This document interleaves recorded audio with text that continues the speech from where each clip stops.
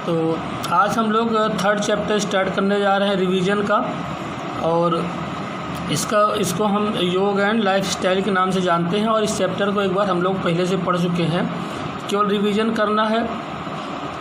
तो learning objectives of योग and lifestyles, तो इसमें जो सबसे फर्स्ट है कि इसको समझना। योग एक साधना है, योग एक हमारे कल्चर है जो हमारे प्राचीन समय से चलती चली आ रही है। तो asanas as preventive measures, asanas ये निवारक मतलब कोई भी समस्या है उसका समाधान करने के लिए होती है, और जो शरीर में हमारे कोई डिसीज़ हो जाती है उससे बचाव करने के लिए ये आसन हमारे यहाँ एक परंपरा चली आ रही है।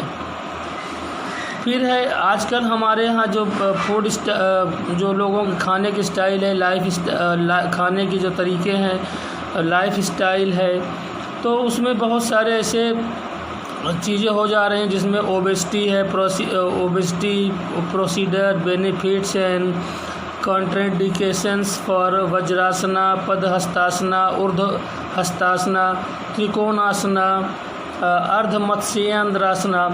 तो मोटापे का एक हमारे देश में बड़ा फैशन हो गया है। लोग अनवांटेड चीज़ें खाते चले जाते हैं, फिटनेस पर ध्यान नहीं देते हैं और तरह तरह की चीज़ें खा रहे हैं, तरह तरह की खोज करके चीज़ें खा रहे हैं, और जंक फूड पर बहुत ज़्यादा फोकस हो रहे हैं।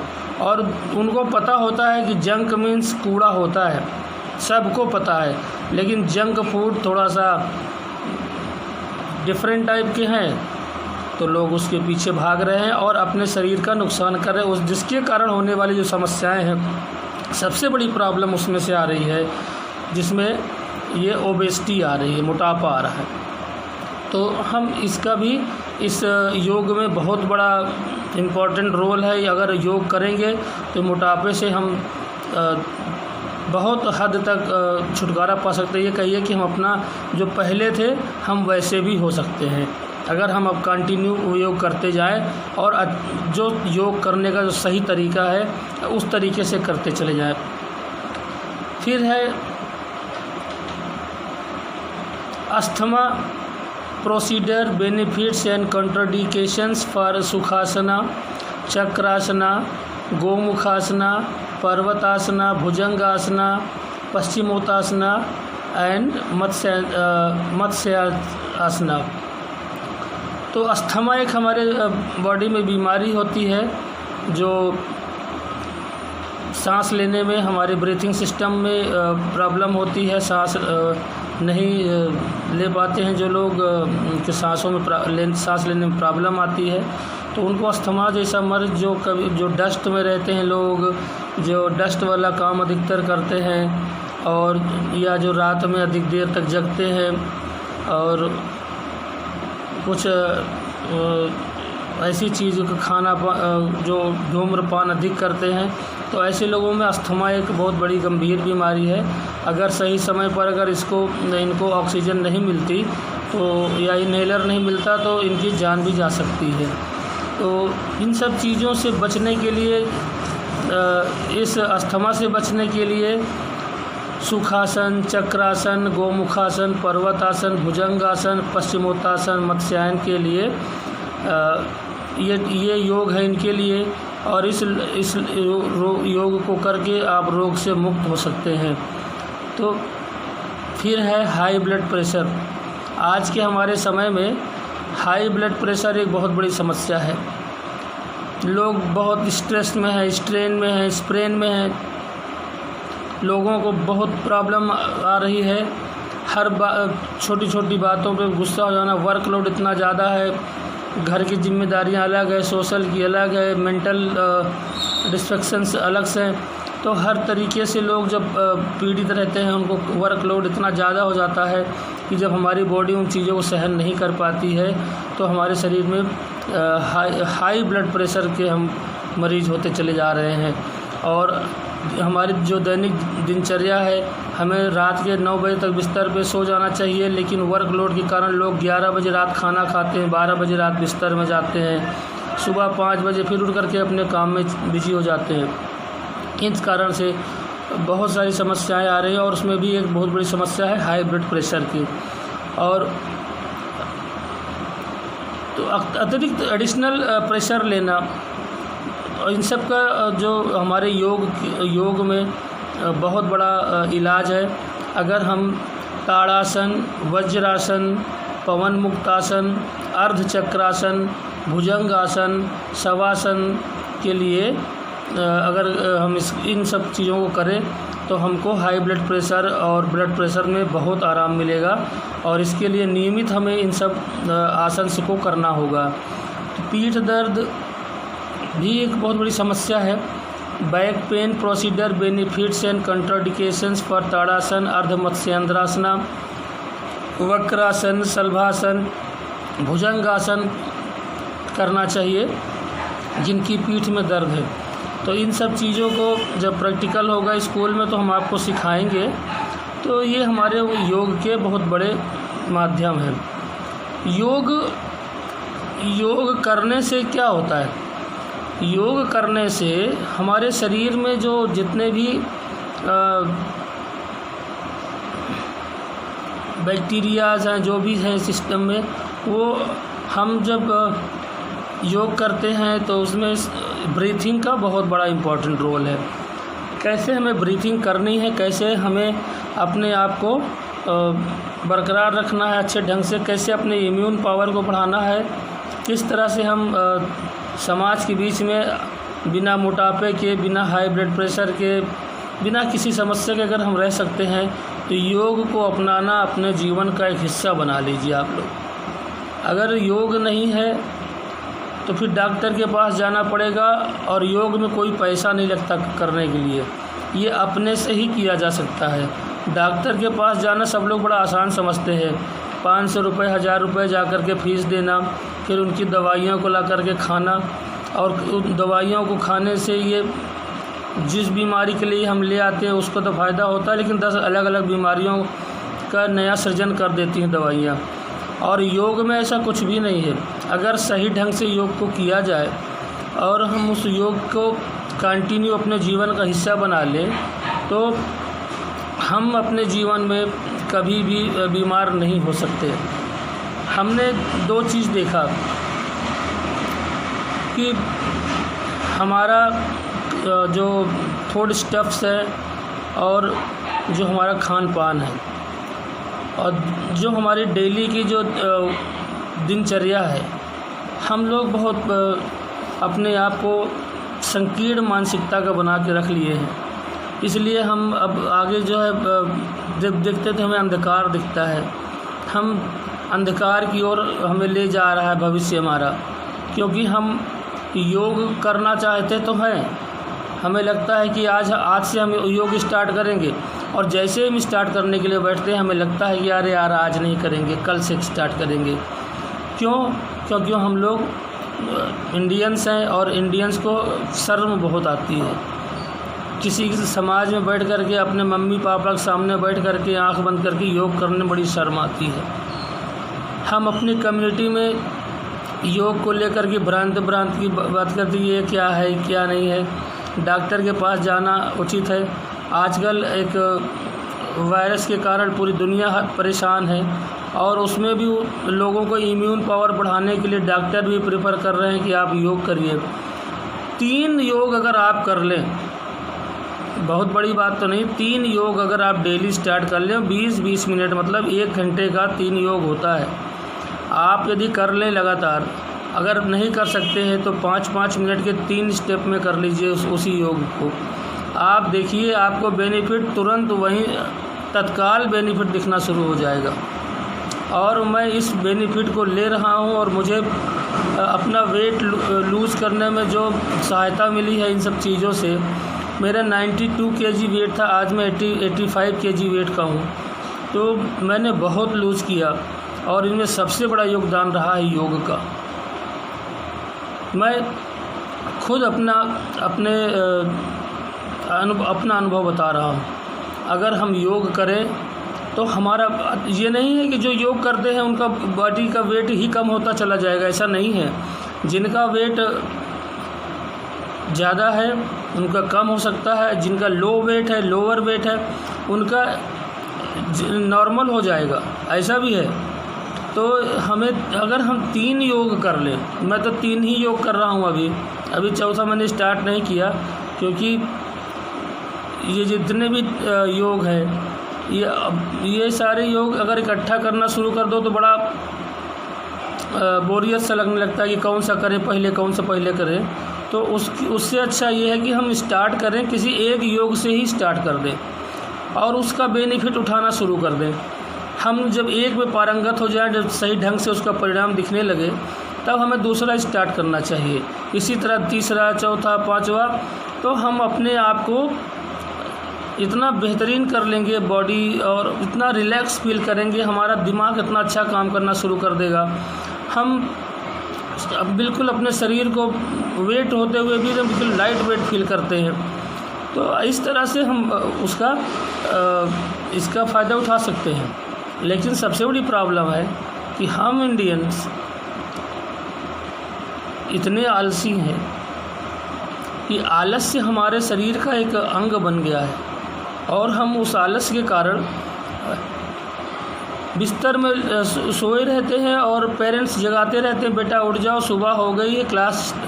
हाँ, अभी उठ रहे हैं, बिस्तर में पड़े हैं, आँख खुली हुई है और उठने की हिम्मत नहीं पड़ती है। लगता है कि कोई एक अदृश्य शक्ति आएगी, वो फोर्स लगाएगी, फिर जाएगी, उठा करके आपको सारे नित्य कर्म करा करके फिर से तैयार करके बैठा देगी। ऐसा कुछ नहीं है। स्टूडेंट्स, आप लोग इस बात का ध्यान दीजिए। Early the bed early the rise, ये आप लोगों ने पोएम बचपन में सुनी होगी। आज वही early the bed early the rise जीवन में अगर आपने आप साथ कर लिया, वो छोटी सी पोएम जो आपने नर्सरी LKG UKG में पढ़ा होगा, आज वही नर्सरी आपको बहुत ताकतवर बनाने के लिए भी बेचैन है। तो हमारे दिन की शुरुआत कैसी होनी चाहिए? हमारे दिन की शुरुआत, हम बिस्तर से उठें, तो जैसे ही बिस्तर से उठें और बिस्तर से उठ के हम सबसे पहला काम करते हैं कि हम फ्रेश होने के लिए टॉयलेट की ओर जाते हैं।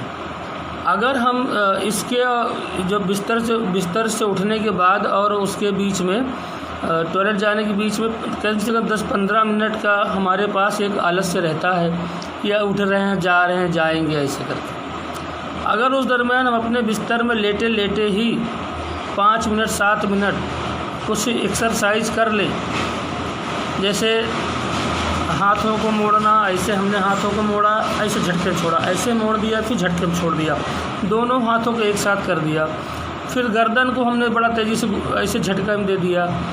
इसी तरह हम अपने शरीर के एक एक पार्ट्स को हम फोल्ड करें और छोड़ दें। इससे क्या होगा कि ब्लड का सर्कुलेशन बड़ी तेज़ से बढ़ जाएगा। पैरों को भी स्ट्रेच कर दें, घुटनों को भी स्ट्रेच कर दें, लेटे लेटे ही बिस्तर पर। और उसके बाद उठें, 3 गिलास या 2 गिलास गुनगुना पानी, जितना आपकी क्षमता हो, अपनी क्षमता के हिसाब से आप उतना पानी पिएं।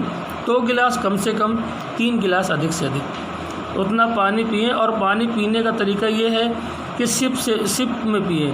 ये नहीं है कि आप उस पानी को कैसे पीते हो, बस गटागट मिल गया और पी गया। कुछ लोग तो देखता हूँ कि मुंह ऐसे उठा लेते हैं ऊपर और पानी को गड़गड़ गड़ के पीते हैं बोतल से। तो आपको पता है, जब पानी हम बोतल से ऊपर से पीते हैं तो हवा में मौजूद उस समय जो गैसेस रहती हैं, कुछ बैक्टीरिया रहते हैं, पानी के साथ हमारे मुंह में अंदर आते हैं। तो हमें पानी ऐसे नहीं पीना है, हमें पानी सिप करके पीना है, क्योंकि जो हमारी किडनी होती है उसको फिल्टर करने की उसकी कैपेसिटी है। ये नहीं है कि हमने 1 लीटर का पानी बोतल उठाया और गटगटा के, ठंडा पानी है, हम गटगटा के पी गए। अब हमारे किडनी का काम है फिल्टर करना। अब अचानक से उसमें 1 लीटर पानी पहुंच गया, अब वो 1 लीटर की उसकी कैपेसिटी नहीं है, तो कैसे वो छान करके वो उस अच्छे चीज़ को भेजेगी हार्ट में। तो क्या होता है कि जो जितना उसकी कैपेसिटी रहती है उतना वो छानती है, उसके बाद वो आगे ट्रांसफ़र कर देती है। तो जितना भी ख़राब पदार्थ रहता है वो आपके इस तरह के पानी पीने से वो आपके हार्ट में पहुंच जाता है और हार्ट पूरे बॉडी में सप्लाई कर देता है। इससे शरीर में परेशानियां बढ़ना शुरू हो जाती हैं, आपको पता नहीं चलता है, धीरे धीरे करके एक मर्ज बनता चला जाता है। इसलिए पानी पीने का सर्वोत्तम तरीका ये है कि हम अपनी दोनों लिप्स को पानी में भिगोएं और उस पानी को बड़े आराम से सिप करके पिए, फिर देखिए उसका बेनिफिट कैसा होता है। तो 3 गिलास पानी आप पीजिए। 3 गिलास पानी पीने के बाद, और ये पानी कैसे पीना, जब बिस्तर से आप उठेंगे तो माउथ वॉश नहीं करेंगे। माउथ वॉश करेंगे तो जो पानी पीने का बेनिफिट है वो आपको नहीं मिलेगा।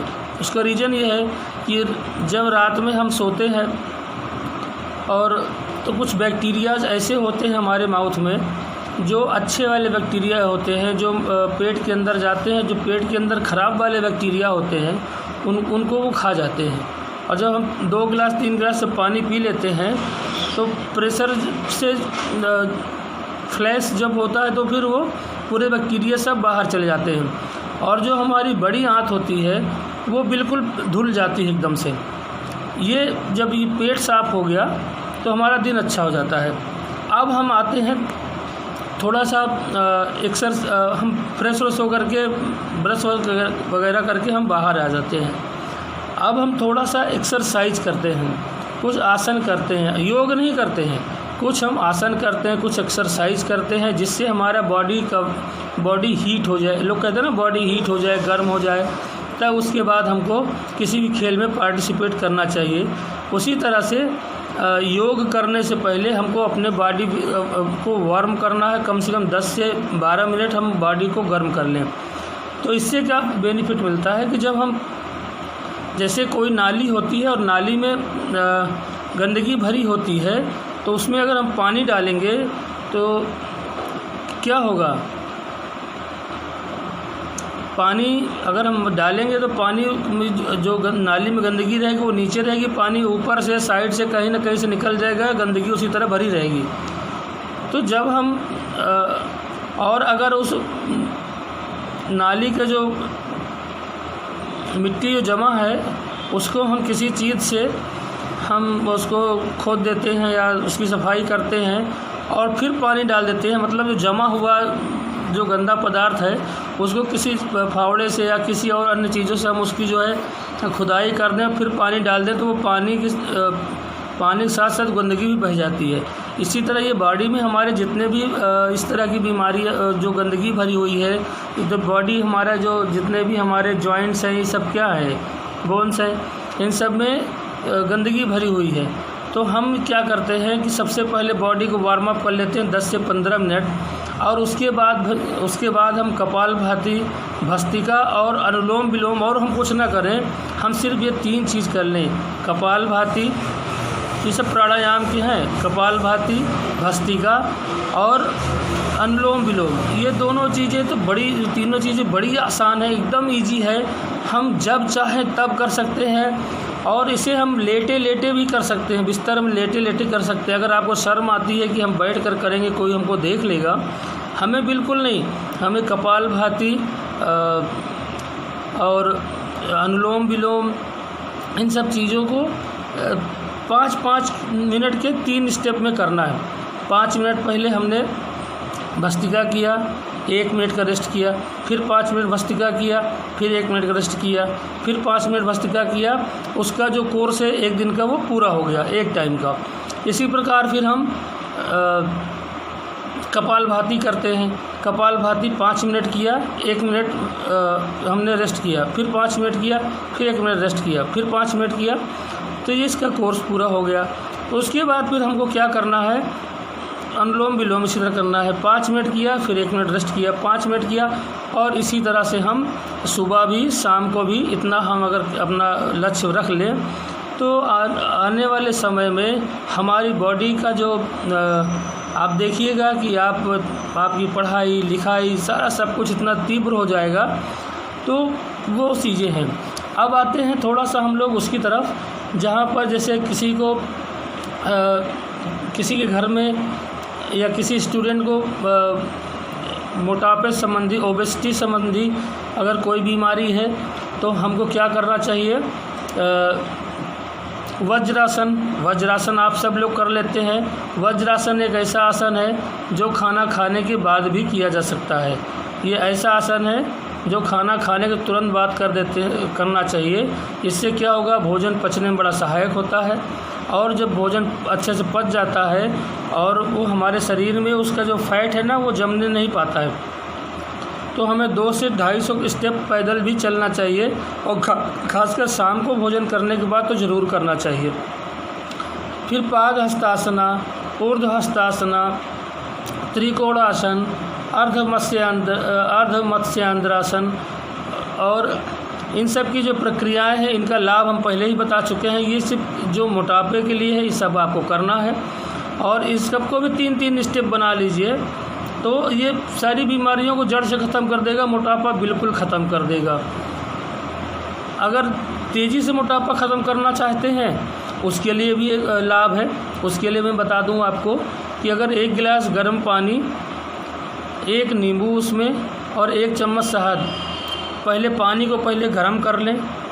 1 गिलास पानी को खूब तेज़ से गर्म कर लें, उसमें 1 नींबू डाल दें और उसमें 1 चम्मच शहद डाल के अगर हम रात में पी करके सो जाएं और सुबह उठें फिर वही प्रक्रिया कर लें गर्म पानी में 1 नींबू, तो आप देखिए कि 1 हफ्ते के अंदर आपका कम से कम 4 से 5 किलो वेट कम हो जाएगा। इतना तो तय है। और उसको 1 हफ्ते पीने के बाद बंद कर देना चाहिए, नहीं तो उसका साइड इफ़ेक्ट भी है। अब ये नहीं है कि आप जो आपकी मर्ज़ी है वो, अगर आपको अच्छा लगने लगे, वेट कम हो रहा है तो बस हमको दुबले ही हो जाना है, नहीं। 5 दिन 6 दिन पीना है ऐसे नींबू को, नहीं तो उसके बाद उसको बंद कर देना है, नहीं तो हमारे शरीर में वीकनेस भी आ जाएगी। दूसरा ये कि आगे चल कर के हमें साइटिका जैसी बीमारी भी हो सकती है, इसलिए उसका एक डेज होते हैं कि इतने दिन ही हमें करना है। अब ये नहीं है कि हम अगर हमें बेनिफिट मिलने लगा तो नींबू हमारे जीवन का हिस्सा बन जाए, नहीं। तो सबका अपना अलग अलग इम्पोर्टेंसी है। इसी तरह डायबिटीज़ एक ऐसा रोग है जिसमें भुजंगासन, पश्चिमोत्तासन, पवन मुक्तासन, अर्धमत्स्यांद्रासन, ये सारी प्रक्रियाएं हैं। अगर हम इसको करते हैं तो हमें डायबिटीज़ में बहुत लाभ मिलेगा इन सब चीज़ों का। और डायबिटीज़ हमारे समाज में एक ऐसी बुराई है जिसे हम सुख रोग भी कह सकते हैं, क्योंकि ये बीमारी ऐसी है कि जो हमारी अपनी कमियों के कारण होती है, कोई हमें दूसरा इसको देता नहीं। हाँ, आनुवंशिकी है। अगर परिवार में माता पिता को किसी को रहा हो या ननिहाल पक्ष में किसी को रहा हो तो आनुवंशिकता में आ सकती है, लेकिन अगर आ गई है तो उसके लिए जितने आसन बताएं, इस आसन का लाभ उठा करके डायबिटीज़ को कंट्रोल किया जा सकता है। और अगर डायबिटीज़ किसी को नहीं भी है और हमारा जो आजकल स्ट्रेस लेना, टेंशन लेना दुनिया भर के, और जो हमारा खान पान है आजकल हम देख रहे हैं कि बहुत स्पाइसी खाना, जंक फूड खाना, मीट खाना, ये सारी सब चीज़ें खा करके, और जितना खाते हैं उसको हम पचाते नहीं हैं, उतना हम जितनी कैलोरी स्टोर करते हैं उसको हम बर्न करने की कोशिश नहीं करती। तो ये इसके कारण भी जो ओबेसिटी हो जाती है, और ओबेसिटी के कारण हमारे शरीर में डायबिटीज़ की हो जाती है। तो इन सब चीज़ों से पहले हम मोटापा कम करेंगे, फिर डायबिटीज़ अपने आप कंट्रोल कर ले जाएंगी, क्योंकि उसमें का आसन और इसमें का आसन लगभग एक ही है। फिर होता है अस्थमा। अगर हम मोटापे को कंट्रोल नहीं कर पाए, धूल बैक्टीरिया वाले इलाके में बराबर से रह रहे हैं, तो इन सब चीज़ों से हमें अस्थमा जैसी बीमारी भी हो सकती है। उसके लिए भी बहुत सारे आसन दिए हैं, जैसे सुखासन है, चक्रासन है, गोमुखासन है, पर्वतासन है, भुजंगासन है, पश्चिमोत्तासन है। मत्स्यासन के लिए ये सारी इनकी जो प्रक्रिया करना है, इसका लाभ भी आप सबको बताया हुआ है। अगर हम इसको 3-3 स्टेप में कर लेंगे तो आपको सारा बेनिफिट सामने आ जाएगा। फिर हाई ब्लड प्रेशर के लिए पहले ही बता चुका हूँ, और उसके पहले ही बताया हूँ। ये आप लोग हाई ब्लड प्रेशर में ताड़ासन, वज्रासन, पवन मुक्तासन, अर्धचक्रासन, भुजंगासन, शवासन के लिए जाना है। इनको भी 3-3 स्टेप में करना है। आपको इसका बेनिफिट भी मिलेगा, इसका पूरा आपको लाभ मिलेगा। अगर किसी को पीठ में दर्द है तो ताड़ासन, अर्धमत्स्येंद्रासन, वक्रासन, शलभासन और भुजंगासन के लिए प्रक्रिया करना है आपको। तो ये सारी चीज़ें हैं, आपको सारी चीज़ पता है, हमने आपको अच्छे ढंग से बताया है और अभी भी समझा दिया है। तो अगर हम अपने शरीर को या अपने समाज में किसी को इस तरह की समस्या है तो उनको योग के माध्यम से हम ठीक कर सकते हैं। और अगर आप इसका बेनिफिट अपने समाज को, अपने पेरेंट्स को अगर दे रहे हैं, और लेकिन उससे पहले हमें खुद भी अपने आप को संभलना होगा। आज के लिए इतना ही है, नेक्स्ट चैप्टर कल हम समझाएंगे। बहुत बहुत धन्यवाद।